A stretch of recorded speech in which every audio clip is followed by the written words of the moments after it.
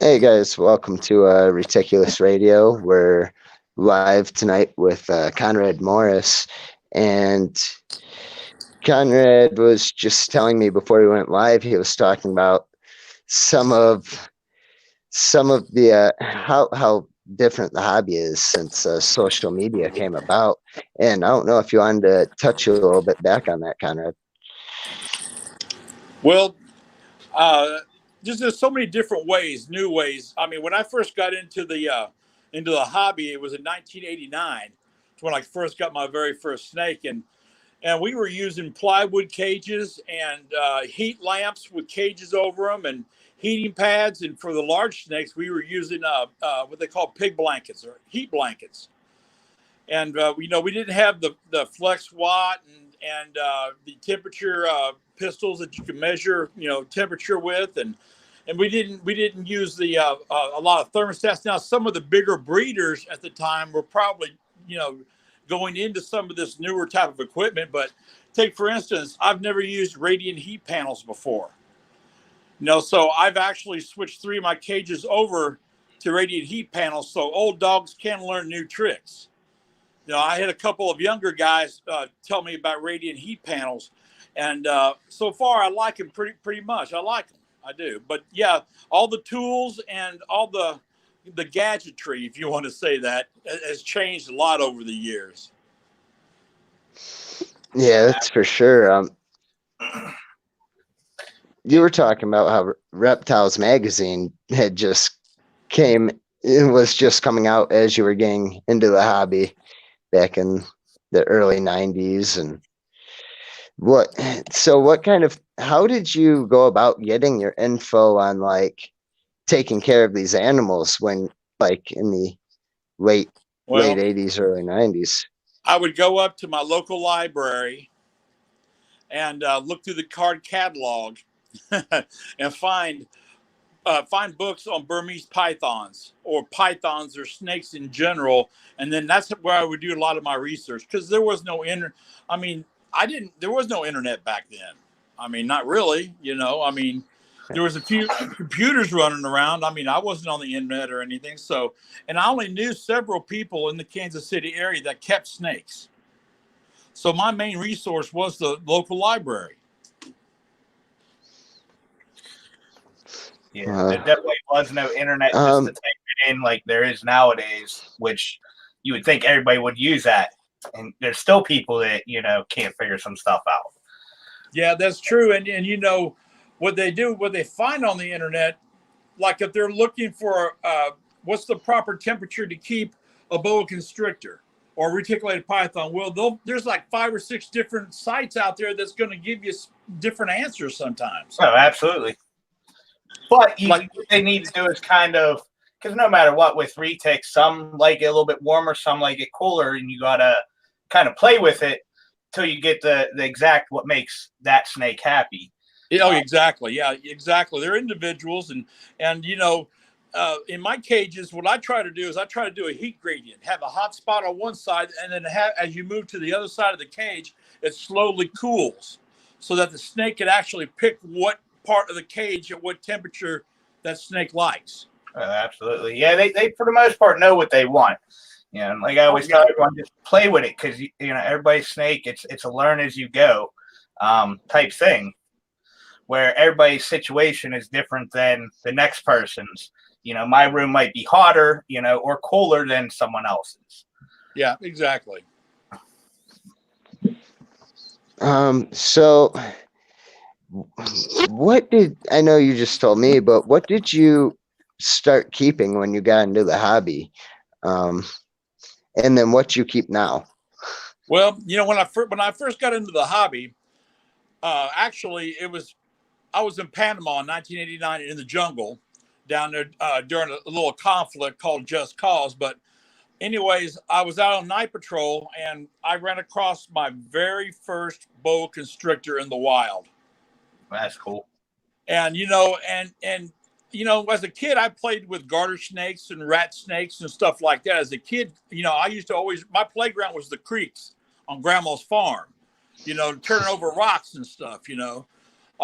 didn't have any video games or anything. There was no such thing. But anyways, when I got out of the Army, I got my first Burmese python in 1993, I think, 94, and it was an albino. And then I had a normal Burmese python, but I kept Burmeses for a long time there. And then I've only been into reticulated pythons for about 9 years now. So I'm relatively short, but I've had several of my bigger females actually lay nice clutches. But I have a couple other type of snakes too now. I also keep a jungle carpet python, and I have a Texas rat snake, a lunistic blue-eyed Lucy rat snake. Okay. We were wondering what that was. Yep, we were going through your Facebook last night, and I'm like, that looks like a leucistic rat snake, but I'm not too sure. And Josh is like, yeah. He's soaking right now. I don't know if you can see him or not. Oh yeah, yeah, man, he's pretty. That's for sure. Yeah, he's pretty nice snake, and he was pretty aggressive towards his last owner. But I also have a couple of snakes that I adopted that were basically rescued. I have a Papua New Guinea olive python, which aren't really common in the trade. They're kind of rare in the trade, but it's a rescue. But she's coming along nicely. And I have I do have a boa constrictor, a sharp strain, not the call, but the sharp. But I keep a couple other. But my main focus is on retics, and I have a couple of Burmese pythons too. Nice. All right. But they're small though. You were talking about your retic pairings. Did you want to talk about the ones you've produced, or? Well, unfortunately, I've gotten 2 females. One of them was a very young juvenile. She was only about maybe 4.5 foot when I got her. She's 14 feet now, and I don't power feed. I feed every other week. That's how I feed, just maybe a 4-pound rabbit or so.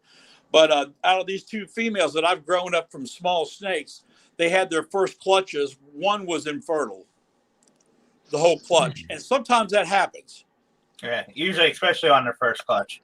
Yeah, exactly. And on the on my other big female, she laid a small clutch, and they were also infertile, also, but they were both their first clutches. All right. So I do have one of the females, a tiger female I have. She is locked up with my male, so we'll see what happens. Yeah.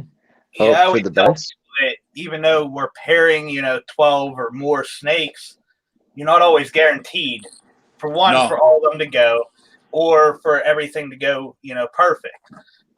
That's just how nature works. That's right, Josh. And you know what?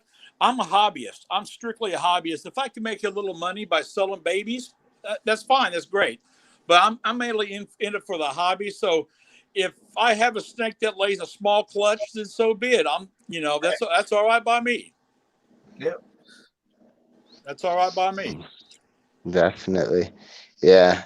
Yeah, that's always fun. I mean, that's right now, if I were to get into breeding, it would be small time hobby breeding. And I mean, it'd be mainly, honestly, to work with baby retics and a bunch of them because they're always fun.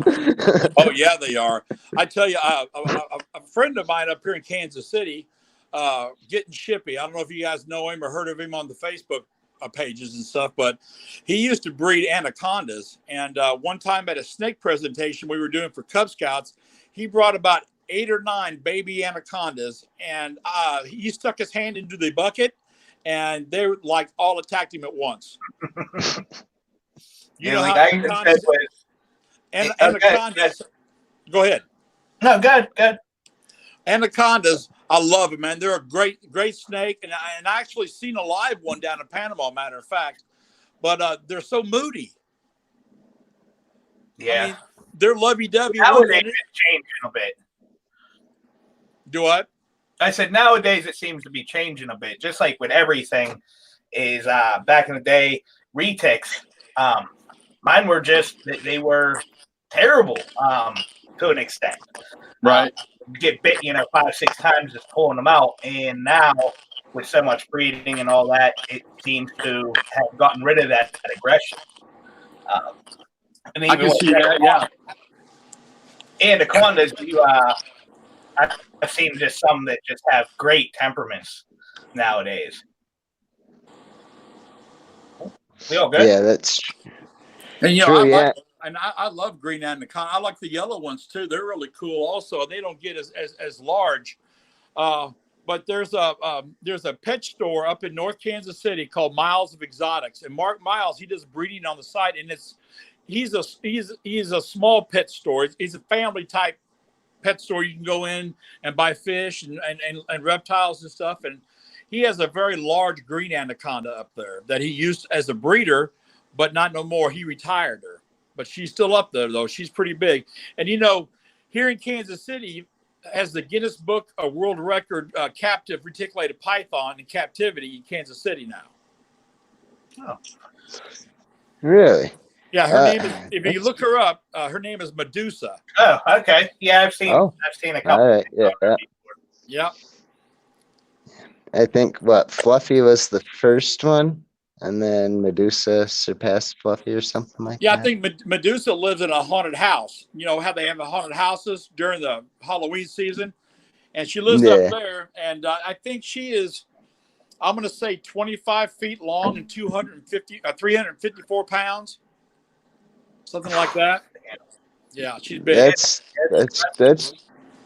That's a big retic. Now, if you go to the haunted house, you'll be able to see her because they have her on display. Well, that's pretty cool. So, what other snakes do you keep? I thought I saw a picture of a false water cobra. Was that yours, or is that? Well, I had a friend of mine across town. This woman is 85 years old, and she keeps snakes.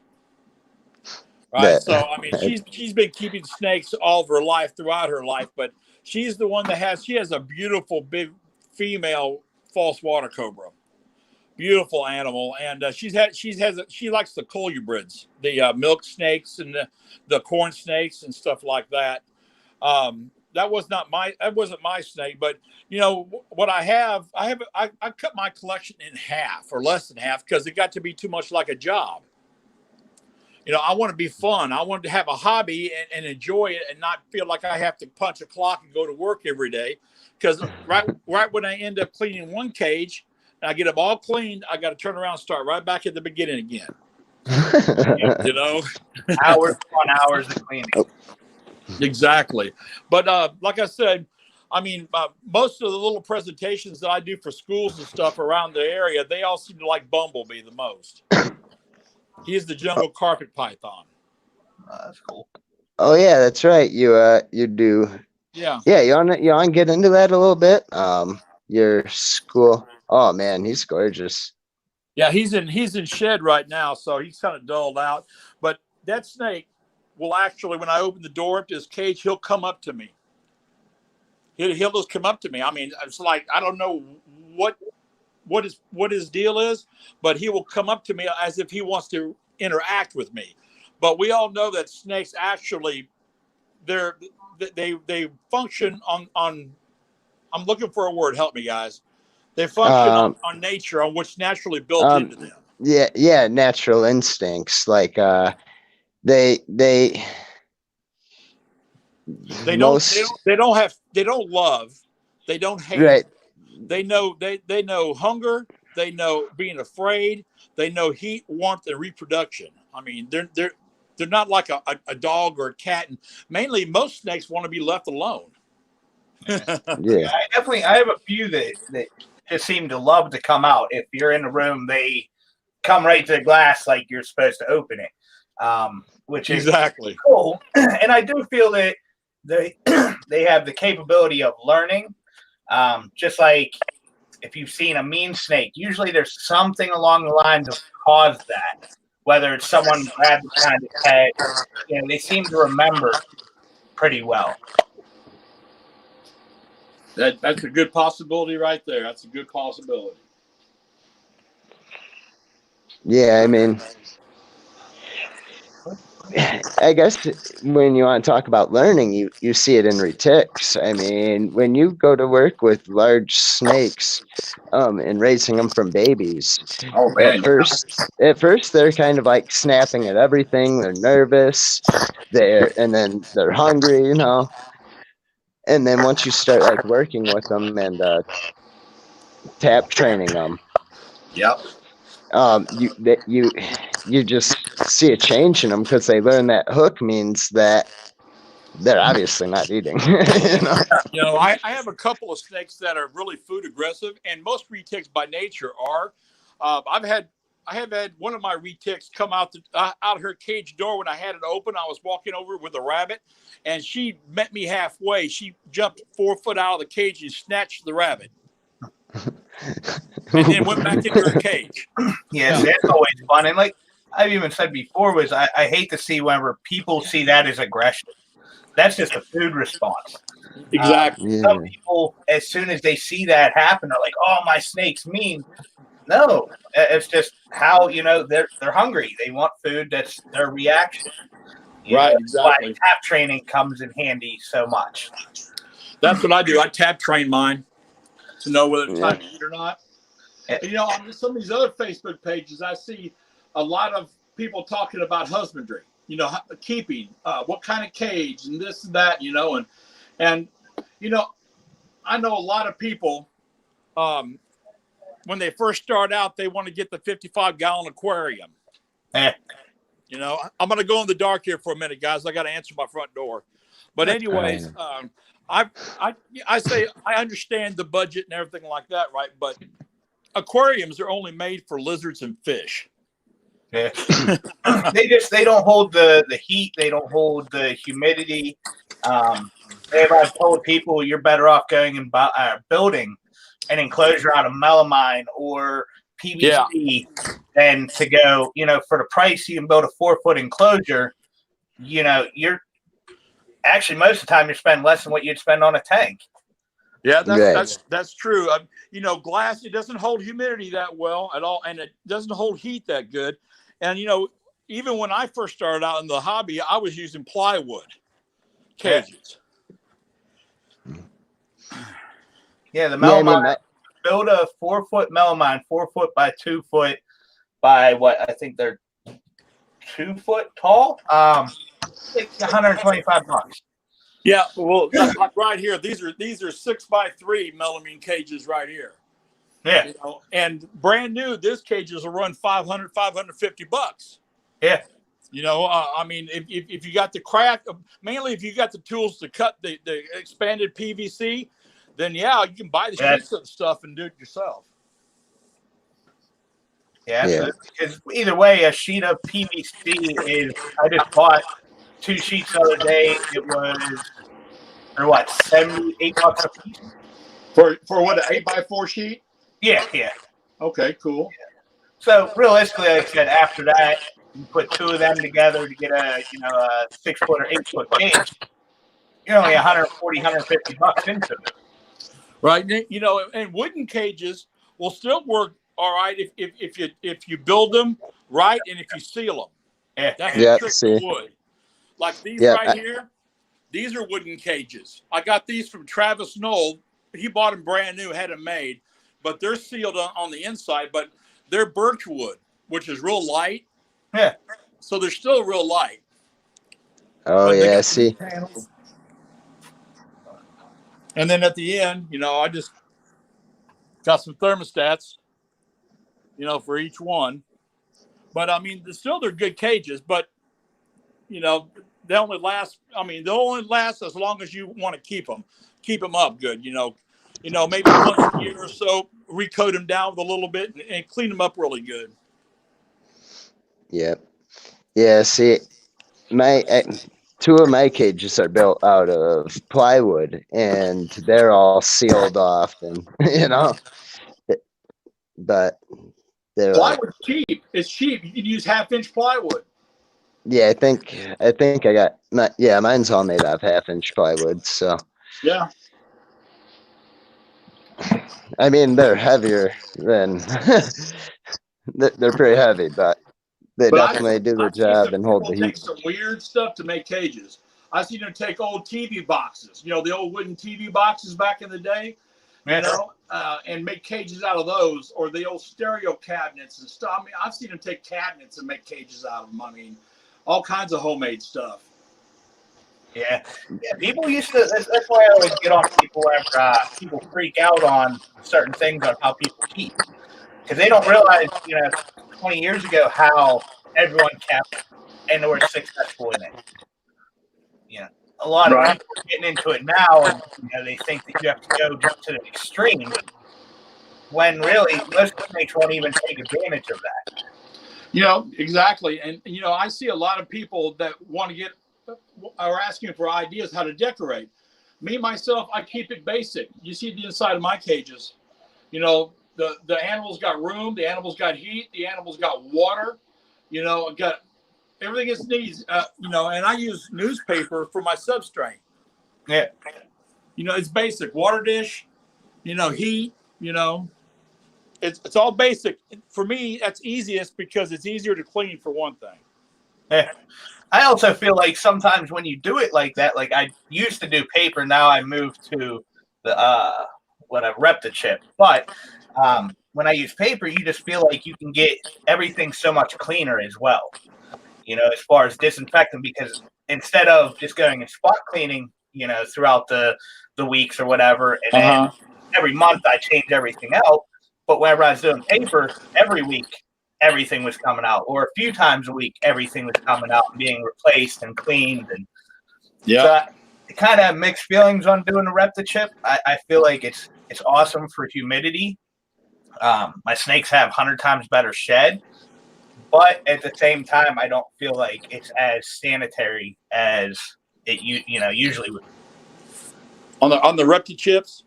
Yeah. Because like I said, I'll go through a spot clean unless it's real bad, but once a month, then everything gets switched out, and it also gets pretty pricey when you have a couple large enclosures. Yep, it does. Yep. See, I keep on newspaper, and I've kept on newspaper for a long time. I've tried Reptichip, and it just started getting stuck in like all the tracks in my cages as I went to clean it. I'm like, every time I got a pile that I got to sweep up and replace every week. I had a hard time with Aspen. I tried all kinds of different. I've tried mulch. I've tried Aspen and everything, but all of it it's messy to me. It's just messy. I even used to use that crushed walnut for a couple snakes. This was years and years ago. And I liked it for the fact of if the snake ate it, they could digest it, never harmed anything. But it's just, it's messy. And once you get a little bit somewhere, it just seems to spread. Yep. But yeah, like I said, there's just so many ways of keeping, and it's pretty much people need to just, do a little bit of research and figure out what works best for them and what their animals like. Well, that's what I was talking about earlier. There's so many different ways you can do something and get the same results. I see people bashing other people for the way they're keeping their animals, but as long as they have the proper heat, they have water, and they have the proper food, I mean, that's all they need. Yeah. And if your snake's eating, if your snake wasn't healthy or happy, it wouldn't eat. So if your snake's eating, you're doing something right. If it's taking a crap every week, you're doing something right. Yep. I mean, unless you have a blood python, then it might not be taking crap every week. It might be like every month.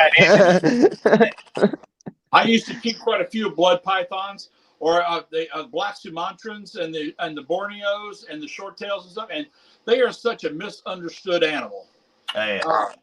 They think the general public of snake keepers think that they're bad tempered, this, that. Yeah, they can be just like any snake, and yes, they can be aggressive. But I had some that were just so tame that I could just hold like a little baby in my arms. Yeah. Well, like I said, even years ago, that was everybody's outlook on it, because there's a lot of more wild caught stuff coming in. Yeah. Of course, it's gonna have a little bit of a bad time. It just got taken out of where it lived. and put it into a tank or an enclosure. Yeah, I'd be kind of mad too a little bit. Yeah. Now, if they're captive bred, this is what they're used to. This, they're bred for the pet market. All these big scary heat signatures coming at you you've never seen before. Yeah, that would be. But yeah, it's a whole different world nowadays compared to what it was 10, 20 years ago. Because I have people, older guys come over, like, oh, I would have never thought of keeping something like that because of, they were just known for being mean. And I'm like, not nowadays. Like, I don't have a mean snake in my collection. I don't either. I got a couple of ones that are food aggressive that I tag trained and stuff, but that's just normal. Yeah, that's just normal. I'm hoping to find me here pretty soon. I'm hoping to find a nice female boa constrictor to breed to a male that I have. I've produced one litter of boa constrictors before, and I think that's really a cool snake to breed and to actually experience the live birth, so-called live birth. Yeah, which is pretty cool. Yeah, because it's literally, I remember walking in my room and just seeing little babies everywhere. And it was pretty spot on the due date, which I didn't think it would get up. It was almost exactly 101 days after ovulation and shed. And it's the most amazing thing to walk into your room and see. Yep. See, about 20 or 30 little, the litter that she had for me, I had 23 babies. Nice. 2 of them were stillborn, but she had 23, and we had to help a few of them out of the sacks, the little embryonic sacks and stuff. But I had a nice clutch, or not clutch, but anyways, nice litter. Yeah, yeah. Like I said, it's just the most crazy feeling to see that when you walk in. It's exciting. Not to change the subject too much, but the younger keepers that are interested in getting snakes. Maybe they have 1 or 2 snakes now, but they're interested. And you see them asking all kinds of questions. Sometimes I'm afraid to answer any questions. And I'll tell you the reason why. It's because I know the old school method. I'm trying to learn some new ways, with heat panels and thermostats and stuff like that over the past 10 years. But, there's some common things out there that you can do if your snake falls ill to an RI or something like that, right? And I tell them, if you want to ask me questions, just go ahead and PM me. We'll talk PM wise, because then you get people who think they know everything about the condition or whatever, and that they're right, and then they want to start bashing and stuff, and that's not a good thing. No, absolutely. Yeah, it's definitely, there's a big difference in old. Like, I even have a book on what's wrong with my snake.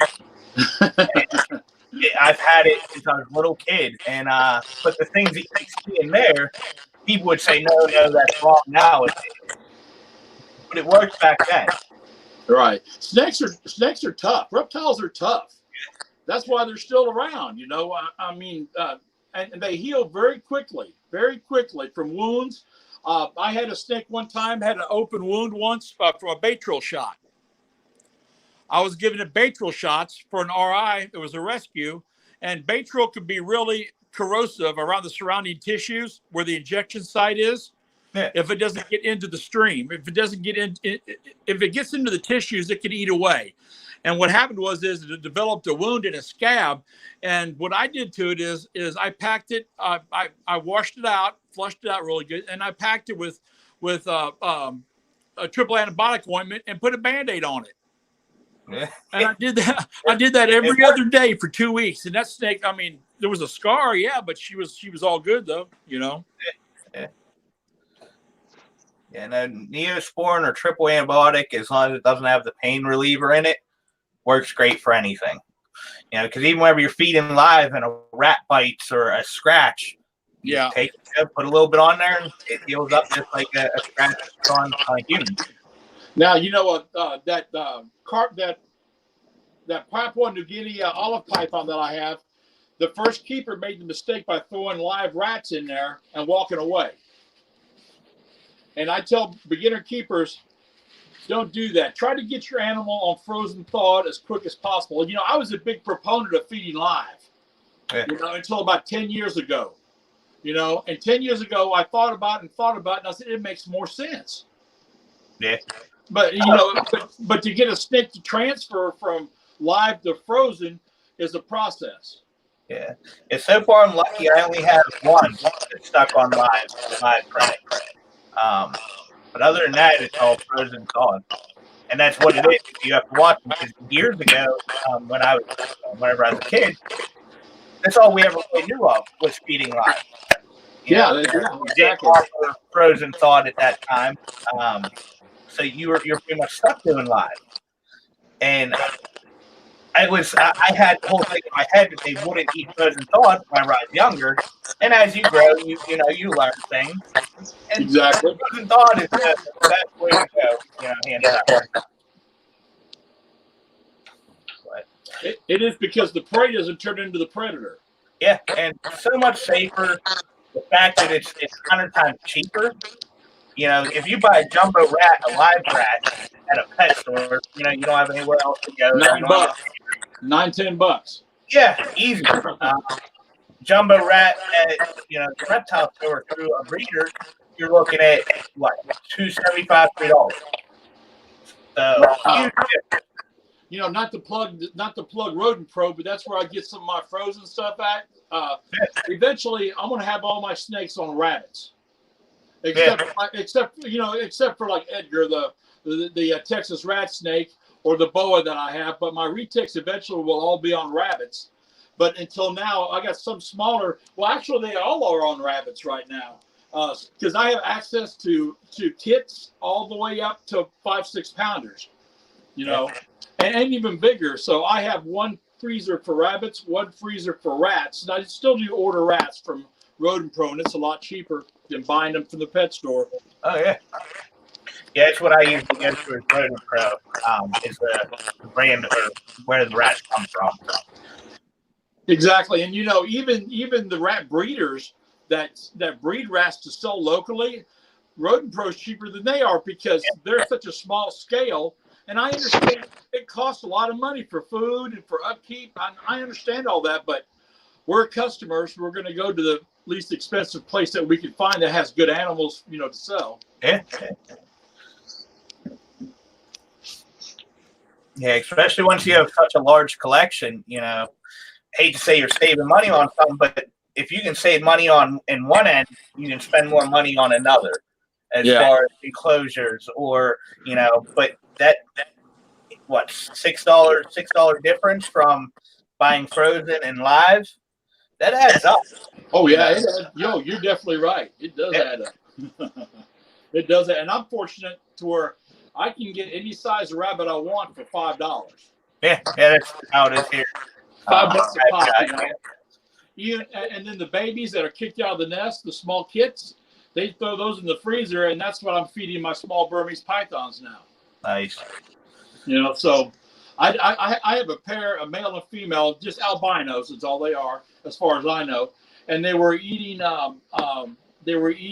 weaned, the pups that are weaned are on their own. But now I got them up to eating small rabbit kits now. Oh, nice. And there's probably a lot of protein in this. Do what? A lot of protein in the rabbit. Oh, yeah. Yeah, because some people feed chickens, and I've tried feeding chickens a couple of times, and I found out that's just messy.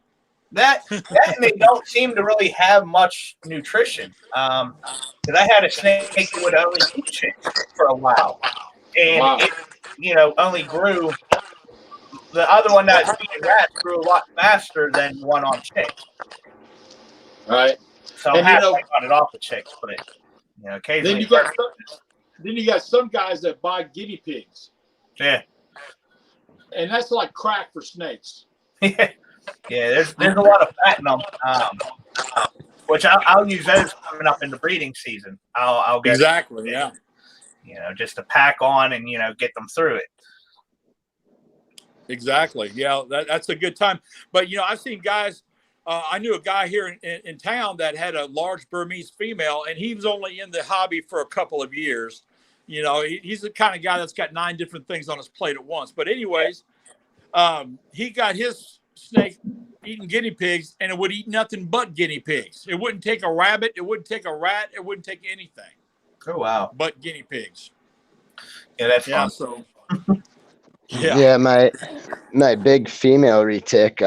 I've been trying to switch her over to rabbits for a year now, and she'll take them like frozen thawed rabbits, but it's such a pain in the ass for me sometimes. Like earlier, I was talking to Josh about because like me and Josh talk a lot, and like he knows the struggle I've been going through with her. Like 3 weeks ago, she was in shed, and it was feeding time, so I thawed out one of her rabbits for her, with the rat that I was thawing out for the other snake, and thawed them out together for a couple days in the same bag and everything. And she didn't want the rabbit because she was in shed.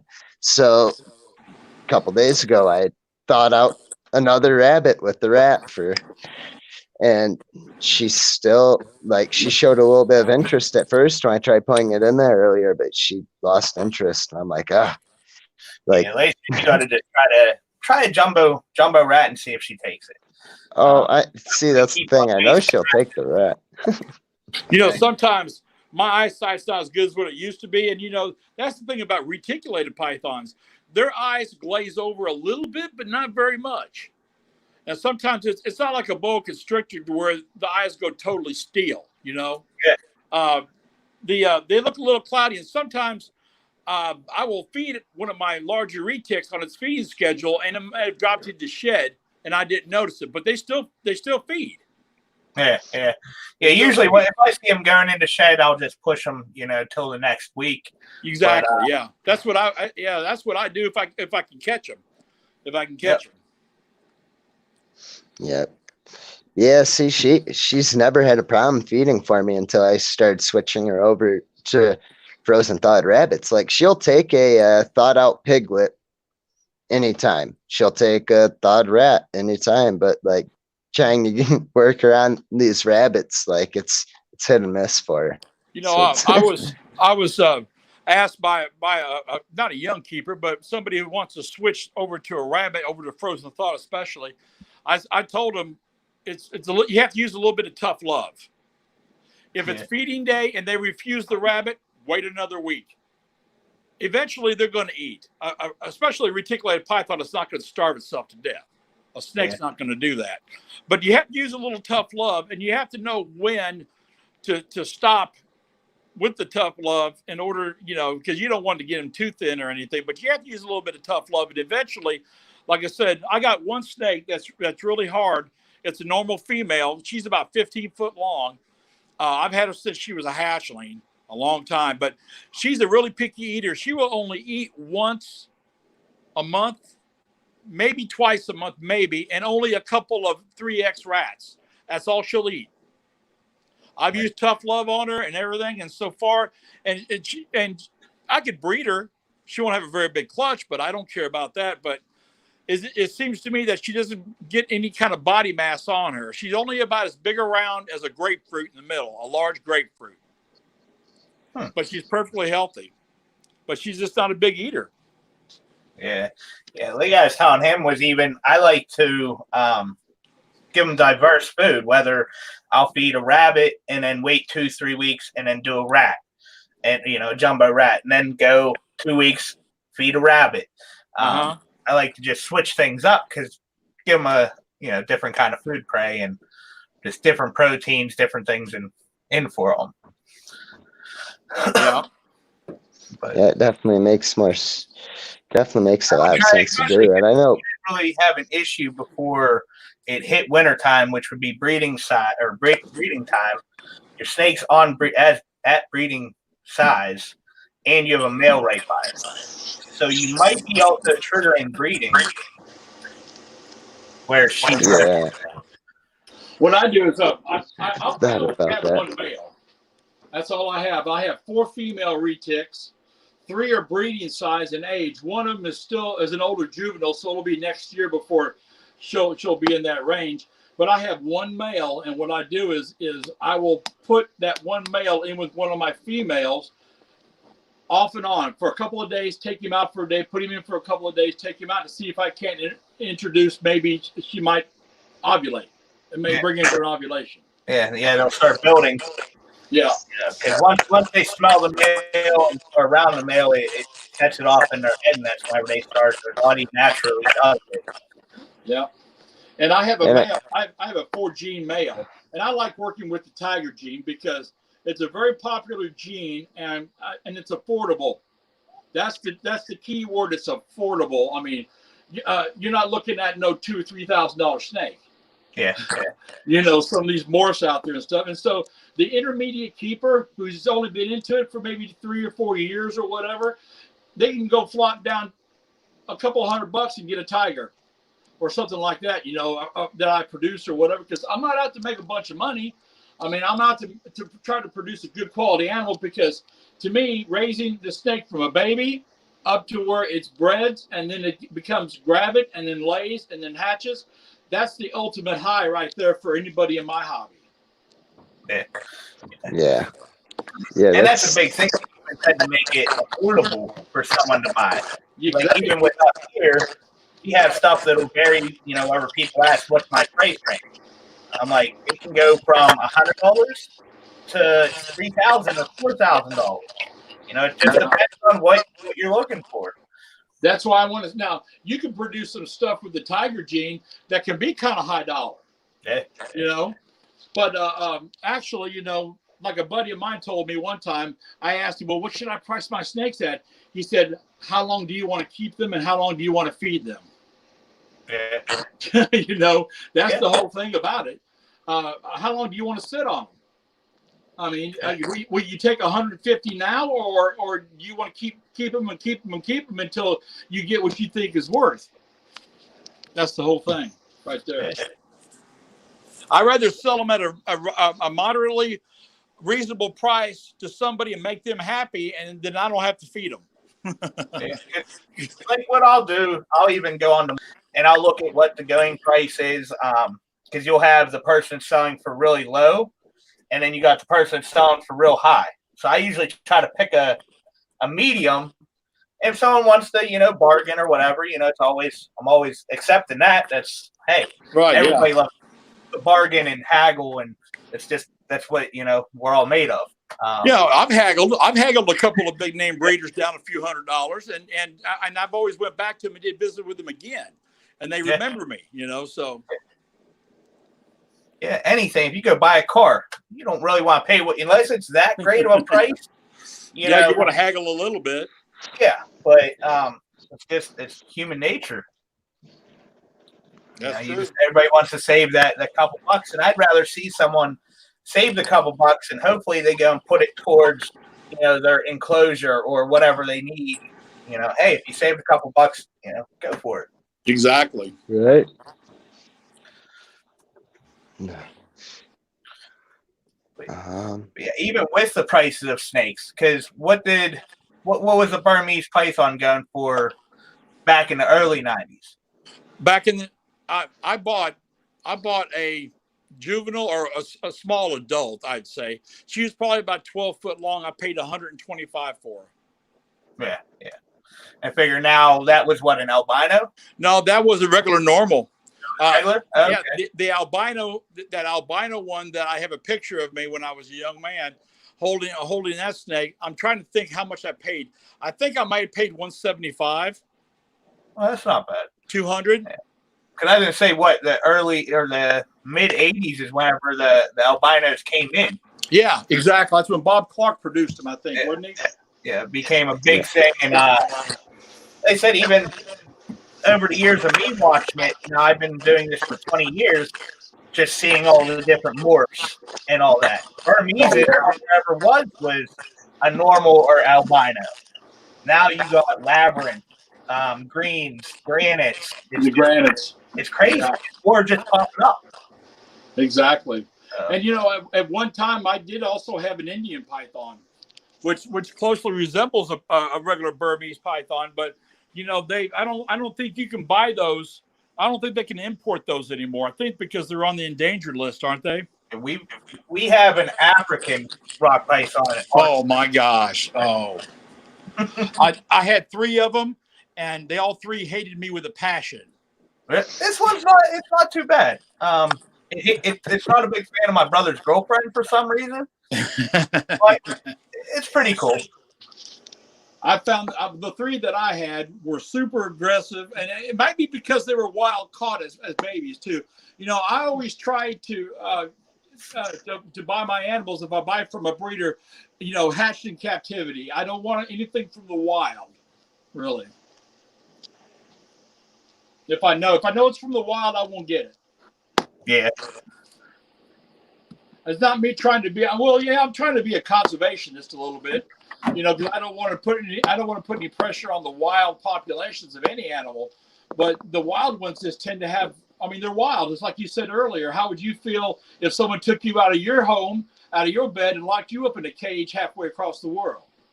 Yeah. Yeah, they wouldn't be too happy. Wouldn't be too happy with that. No. And I mean, you gotta remember the wild caught animals, they've never really dealt with people, and people are just a big predator to them. So yeah, exactly. Yeah, they're just terrified of us and don't know how to defend themselves other than to bite, because they don't have like arms or legs or right. Now, when I go do presentations at the schools and for Cub Scouts and stuff like that, I always try to tell them that there's no reason to be afraid of snakes. A lot of young kids, they're not afraid of snakes. It's when as they get older into teenagers, they look at the media, newspaper, magazines, and movies and see snakes all in a bad role. And then that's when they start becoming scared of them. Yeah. Fear, I feel like fear is taught. Because I have, my son is 4 and my daughter is 2. And if I'm holding a snake, you know, I'll hear my daughter go, "Oh, it's so beautiful." Or, you know, I watched her walk up and, you know, kiss one of my snakes while it was on the ground. And it's amazing to see, you know, when it's not taught, when fear isn't, "Oh, that's a bad thing, you know, that snake's going to bite you," how they react to it. And kids come in my house and they're terrified of snakes. And their parents are terrified of snakes or of spiders.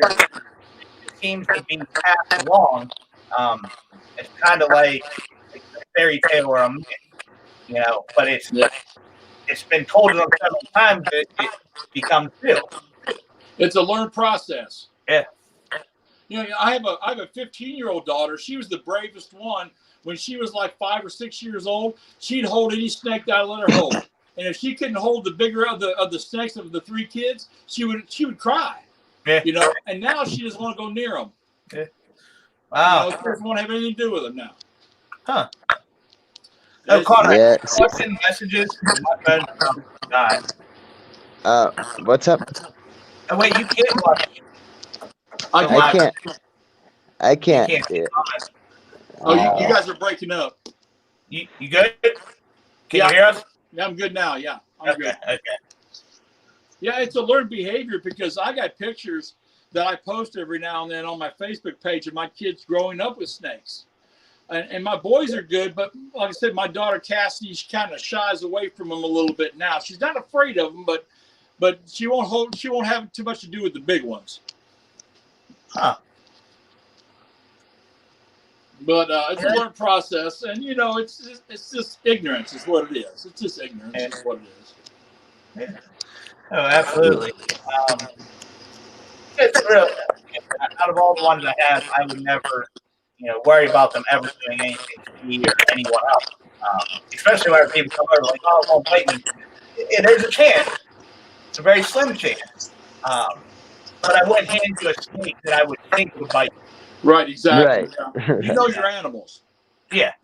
But, you know, I see some of the keepers on some of the Facebook pages. Oh, look who's coming down from his perch. I don't know if he wants to come out or not. I'll leave the door open and let him make that decision. But anyways, it's a learned behavior is what it is. And it's just ignorance. And we just need to pass along the information. But, you know, a lot of these people on these Facebook pages, I lost my train of thought. The Facebook, you were talking about the people on the Facebook pages. We were talking about the media, you know, Facebook and learning about keeping snakes and asking questions. But I had something I wanted to say and I lost it. I guess that's just a curse of being old. It's all good. I mean, it happens to me all the time, and I'm 26. Oh, So. okay. Now, hey Conrad, now I remember. It's not if you're going to get bit; it's when you're going to get bit. You know, some of these new keepers will post pictures of their first snake bite on there, and I always say, you handle snakes long enough and handle them enough, it's gonna happen to you. Yeah, see, It's knock gonna on happen. wood. I've been good for 10 years, or a little over 10 years. But that's what I even find is crazy is, I have Burmese. I open up just how, like you said, they'll come right out. They come up, rub them under their chin, and they come out. But it's definitely a couple years ago. I definitely got bit, a lot. But you got to expect it. There's always that possibility. You can hope it never happens, but if it happens, it doesn't hurt. Right. Yeah, it's not quite the end of the world unless you're keeping venomous. Yeah, exactly right. You know, and I've been thinking about maybe dabbling into that a little bit, but I need to look at my I'm waiting for my kids to grow up and move out before I even dabble into that, and then I'm going to look at my local laws and stuff and see if I can actually have it, because I want to do it legal. Yeah. You know, I want to do it legal, even though in my town you can't even have a pet snake. By the book, I went down to the city hall and looked up the city ordinances and stuff, and exotic animals are not allowed to be within the city limits, and they're considered large constrictors to be exotics. But, you know, the whole police department, the fire department, and everybody and their brother in my town of 8,000 people know that I got snakes. Yeah, yeah. Well, the big part of it is even looking at it when people go and apply for jobs. If you have tattoos, piercings, they won't hire you, even though you could be a good person. You know, they're going by what was in their book that was wrote in the 70s or 80s, oh, tattoos are bad. Colored hair is bad, And nowadays, that's just the everyday normal. You know, I was getting fully sleeve tattooed wise back in the 90s. I'm full sleeve and caped. And I just, when I retired 4 years ago, I retired at 52, and I went ahead and got my knuckle dusters done. Yeah. You know, back in the day, that was a big no-no. You didn't go into a job interview with knuckle dusters. Yeah. Yeah. I still remember being a teenager because I got my first tattoo when I was 16. And I went into Red Lobster's just as a dishwasher. They didn't hire me because my tattoo came down low and I couldn't cover it with a shirt. Yep, exactly. Does that really affect washing dishes? It was the stupid thing. Oh, yeah. I can understand. During the summertime, I have a large front yard, and I let my big girls out during the summer on an afternoon. And of course, I'm out there with them with a snake stick, but I'm out there in the front yard, and they're getting some exercise and some sun, and stuff like that. And then I got about 5 or 6 cars parked on the side of the road taking pictures. And my front street is the main thoroughfare for the cop shop to go into the back way. So the cops are always going up and down all the time. But, nobody's complained to me about them, and nobody said that I can't have them or anything like that. Because like I said, a lot of people need to realize, like I said, it's old time rules, and it just never got changed. Yep. Exactly. My kid's uncle, he's on the police force, and I told him, if you ever do a raid on a house and there's a reptile in that house, call me. I'll foster it. Yeah. And that's happened several times. Over the years.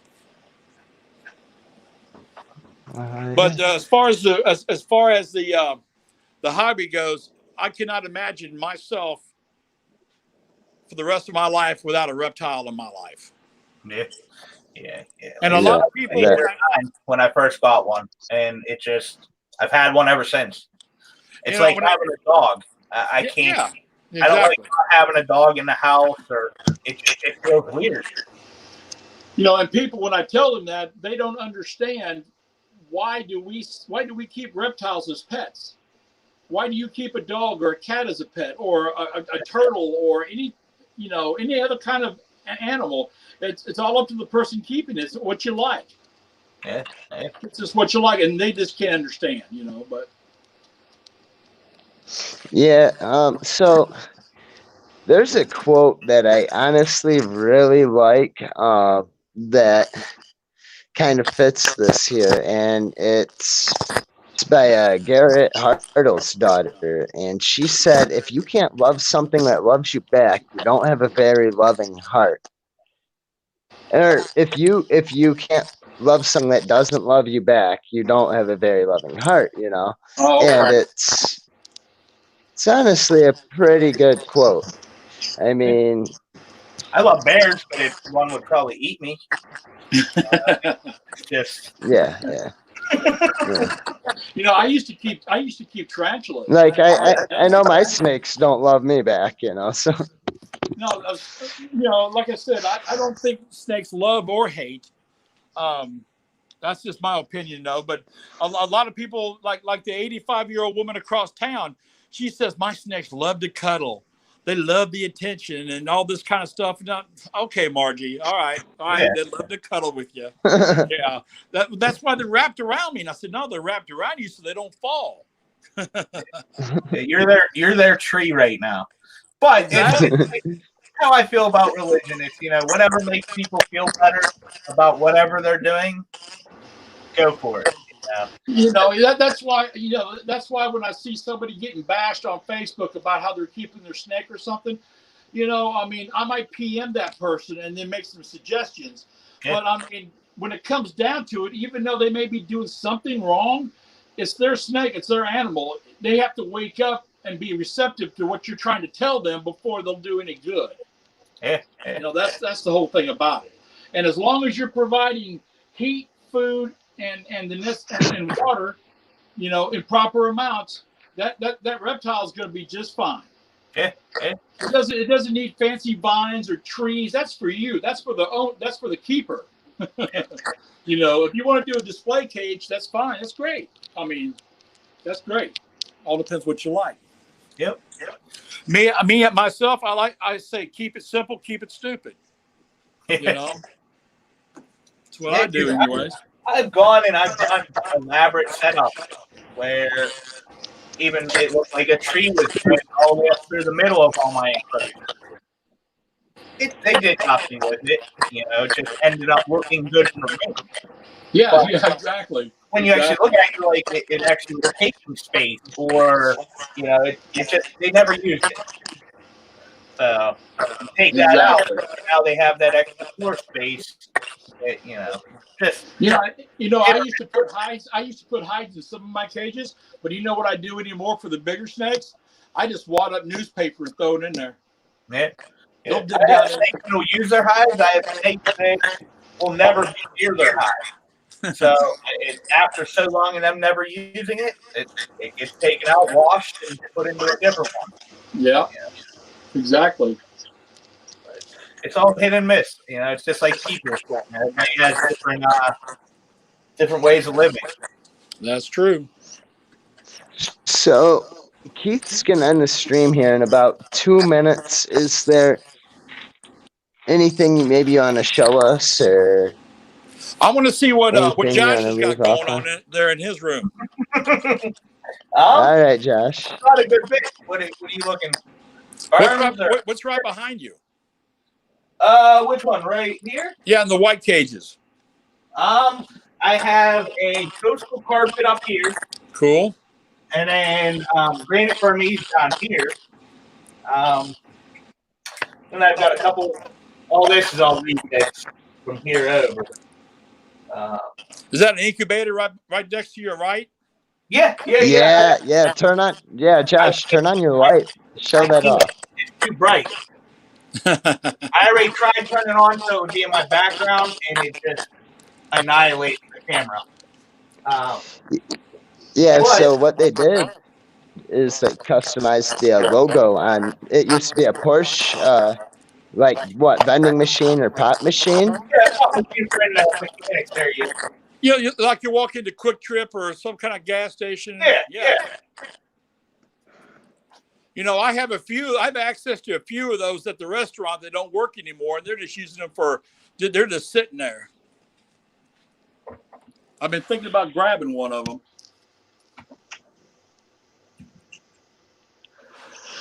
Yeah, he's definitely. Yeah, they just. Go ahead, Conrad. Oh yeah, they just customized. They took out they cut out the plexiglass and redid the backlighting, I guess is what you'd call that, for the logo on their incubators. So it's their business logo. It actually looks pretty sweet.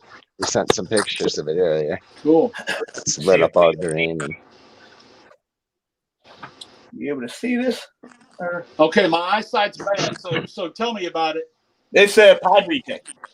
It's a what? Pied retake. Oh, it's a Pied? Yeah. Cool. I remember when those first came out, they were like $6,000, $7,000, $8,000. Yeah. Yeah, they're just now. They're right around $1,000 mark. Oh, really? Yeah, but they're you know what's a really high dollar snake that I would like to have is those cows. They call them cows. Yeah. They look like Dalmatians. Yeah.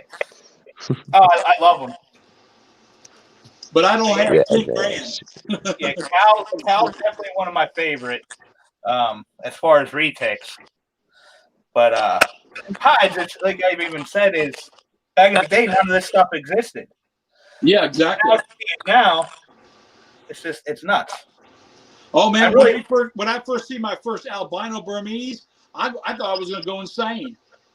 I said, "Where did you get this, and how did this come out like this?" Yeah, Yep. Now they have Pied Burmese, Yeah, and when I tell people when they come down to look at my snakes, and I tell them about what a normal reticulated python looks like, and I show them a picture. I showed them the real animal in the cage, and then I showed them another retic that's 4 genes, and I tell them just think about the breeding that went on between the normal and the 4 gene to get that 4 gene snake.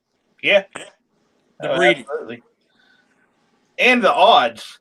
Oh yeah, it doesn't always happen. Even though you have the genetics, you might not produce what you think you'll produce. Yeah, exactly. Like right here, I have a small collection, but I got a lot of good genes. That's a platinum tiger. That's a titanium platinum tiger female.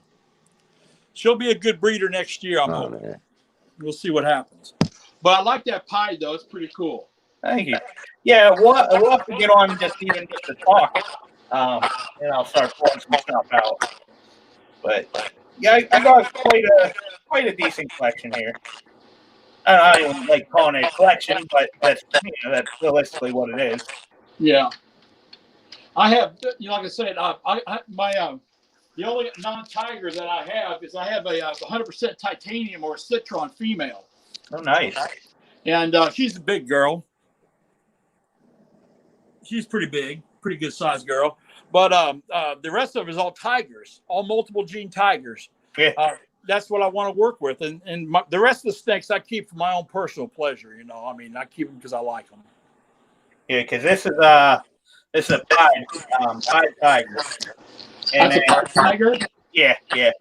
So he'll be getting ready to go with I have a female, which is Motley Tiger at Pied. Oh, okay. So to get some diversity out of the clutch, that was exactly a couple years, a few years. Grow her up. And a female retic doesn't have to be 15, 16 foot long to be able to lay eggs. It's all about the age. Yeah. How about this? You can grow them slow. I mean, you can have a retic, a female 5 years old at 12 or 14 foot. Yeah. And still be a good breeder. I have an female that's going this year, and she'll be going on 6 years old. And now she's just being bred for the first time. Okay. So it's all about I always choose the appropriate size. I don't like to go too big. And me and Conrad were even talking in the wild. You wouldn't see a real fat retic. No. They're long and slender. Exactly. Exactly. So you offer them, meals. Like these guys are eating every week. but they're eating the size of their body. Right. I just moved my breeder male up to every 2 weeks. Yeah. Feeding him every 2 weeks. So I only have my smaller berms and that are eating once a week, and that rescue olive python that I have. I'm still trying to get some weight on her, but she's coming around though. Now she's a really aggressive, food aggressive snake. If I can get her out. Put my phone down. Hold on. Come on, girl. But when I got her, she was not in very good shape. But I got her now. Nice. See, I thought that was an olive python, but like we weren't sure last night. We were going through, and I'm like, man, I wish he labeled his animals in his pictures on your Facebook page, you know. And he's like, because I thought it looked like an olive python. Josh thought it looked like an olive python, but neither of us were 100% sure. And Right. like, well, you know, some other people, they're saying that it's an olive python, but it's a subspecies.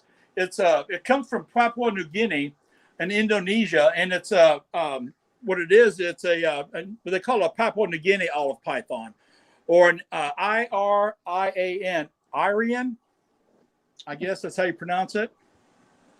But she's coming along really good, though. She was half the size she is now when I got her.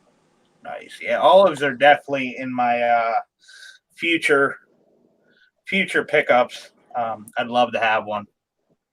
Well, since you know the springtime's coming up, and of course it's tax season, everybody's got a little extra money or whatever, and I'm going to try to get me a female boa or a female jungle carpet, one of the two.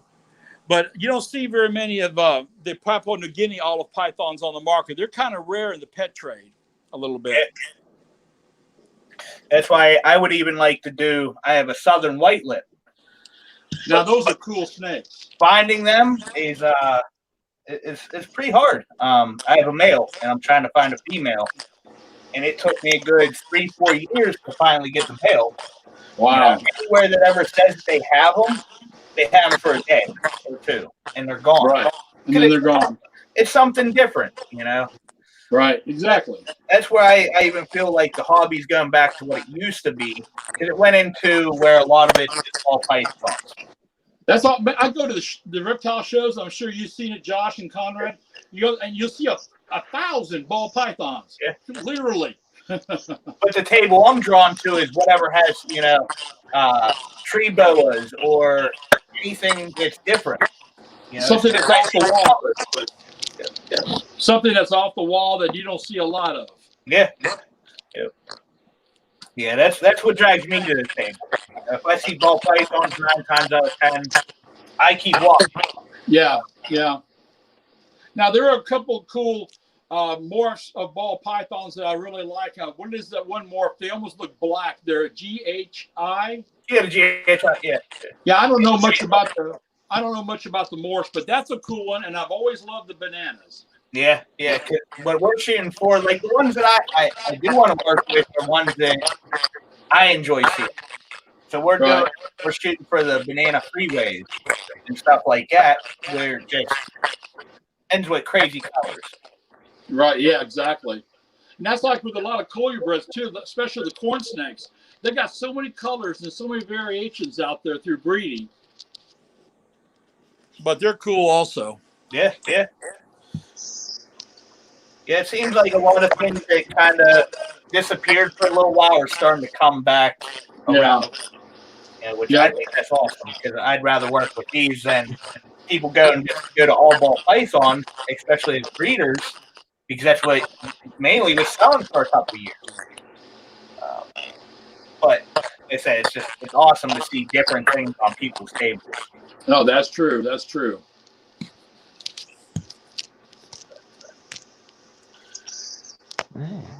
Very cool snake. Well, thank you. Yeah, like I said, we'll definitely have to get in contact again soon, and I'll start going through some stuff. Just sucks with breeding season. I can't bring out any of the bigger females and stuff like that.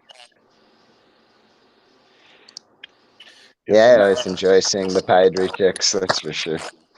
They've always been my favorite. Whenever I had the opportunity to pick one up, I had to. I've only been into retics for about 10 years now. Yeah. Yeah, I'm relatively new to it, but I've kept berms for the majority of it in boas.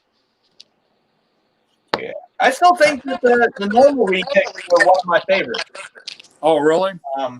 Just everyone, they seem like they don't get the credit that they deserve. Well, I like to keep one because so that I can show kids what they look like in the wild, because I don't want to show them a color morph like an albino or this or that or this, and then thinking that that's what they look like out there in the jungle. Yeah, that'd be like the normal thing to come across. Yeah, exactly. So, I mean, Esmeralda, I don't know if you guys this can pink see her or not. snake. Yeah. I don't know. Can you see her? Yeah, she's great. Yeah. Yep.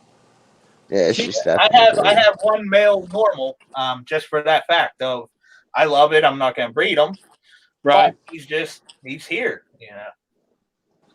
Yep, I got a female normal, and basically for the same reason, you know, she was my first retic, and I love her. She's a sweetheart, but she's a pain in the ass because she don't freaking switch over for me.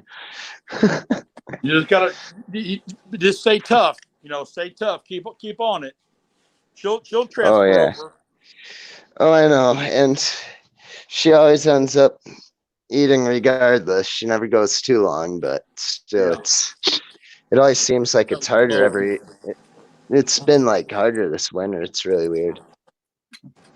What you got? Boa. Nice. You said that's a sharp?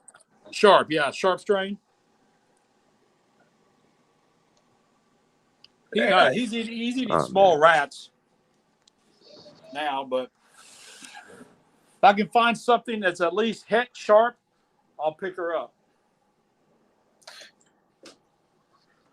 Yeah, that's one thing I don't have here yet is the sharp strain. I deal with call.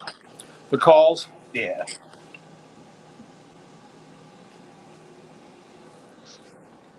Yes, yeah. I've never owned boas. Like I enjoy looking at them. I somewhat know the different localities and strains and whatnot, but I'm not like super. There's so many different types of strains, and I mean, you know, back in the way back when I started and I got my first boa constrictor, all I knew about was Colombian red tail. Yeah. Every boa I saw was a red tail. You know, there was no Brazilian, there was no Nicaraguan boas. There were no, you know, all the different types of localities and stuff. They were just all boa constrictors. Yeah. Yeah, there wasn't certain, you know, no one really spent that much time into it because, they were just bringing them in just to flip them and make money. Exactly right. It's like I was telling Conrad earlier. I bought two ball pythons with shipping and everything out of the back of a reptile magazine, an advertisement from a distributor in Florida, and I paid $28 a piece for them. That was including the shipping. Good. Oh, I believe it. Because they were wild caught. I mean, they may catch 100 of them and ship them over in one big pile, and then pick out the survivors and sell them. Because back then they weren't really breeding them in captivity. Yeah. Yeah, there's a big difference in how everything's changed. Yeah, it is. Well, hey, Conrad, if you guys got any more, want to talk some more, I'm about ready to call it quits. Yeah. All right. Yeah. We can probably end off on a good note, and I'll make sure I reach back out to you in the future and have you back on, man, because it's been definitely some good discussions. So it kind of stinks that, you know, it only in an hour, time flies. Oh man, you never get to do everything you want to, or you know. And I can sit here and talk all night about snakes. Yeah, I think most of us. But you know, I mean, but it's kind of getting late a little bit. But I want you two guys feel free to friends request me on regular Facebook. Yeah, absolutely. Yeah. All right. Yeah. I'm friends with you on Facebook, but okay, I don't think Josh is. Josh, feel free to request me, man. Yeah. Actually, we were talking about that yesterday. I'm like, I thought I was already friends with him, and then I guess we never were. But it was like what 1:30 in the morning. I'm like, I'm not even gonna do it right now. I'm like, Yeah, he says I don't want to like send a friend request at 1:30. I'm a night out. But hey, Josh, it's nice meeting you. And Conrad, good talking to you. And thanks for inviting me on your little show. Yeah. Thank you. Thanks for joining us, man. We'll definitely have you back on. All right. Because good night, guys. Take it easy. Oh, you too. Yeah, good night to you too. All right, and I think we're just waiting for Keith to hit the end button. No, we're still live.